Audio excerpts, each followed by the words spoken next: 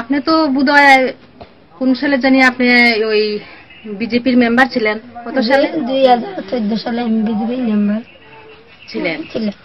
2018 সালে আপনি যে এই বিধানসভা নির্বাচন, তখন আপনার ভূমিকাটা কি রকম ছিল? আপনারা জানেন যে পানিসাগরে আমাদের শ্রীমতী পুষ্পা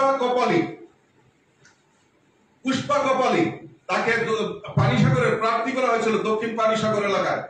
ওর অন্তঃসত্ত্বা ছিল পেটের মধ্যে লাথি মেরে তার অন্তঃসত্ত্বাকে সেখানে সেদিন নষ্ট করা হয়েছিল।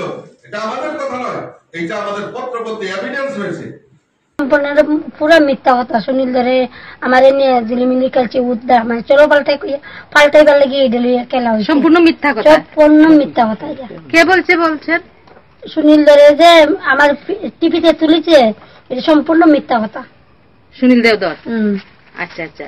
আপনি কি ওই সময়ে কি সন্তান সম্ভব ছিলেন? না না, সন্তান করতে গিয়ে সময় আমি কোনো পেট নিবি না, উদ্দাম মিথ্যা কথা।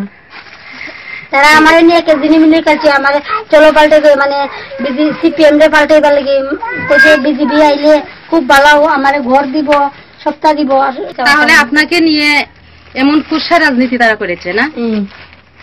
মহারাষ্ট্রের একটি টিভি চ্যানেলে আপনাকে এই নিয়ে যে কুৎসা অপপ্রচার করেছে, তাতে আপনার যে এখন আপনার সেই ধারণাটা কি?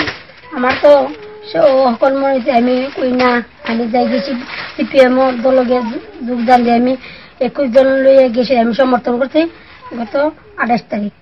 তো সুনীল রাত দেখা হয়ে যায় না, মিটিংও দেখা যায় না, কোন বাড়িতেও দেখা যায় না। এখন দেখেন না পেঁয়াজের কেজি কই আসলো 10 টাকা 20 টাকা, অনেক যে 150 টাকা। কোনো কাজকর্ম নাই, মানুষে খাইতেই পারে না,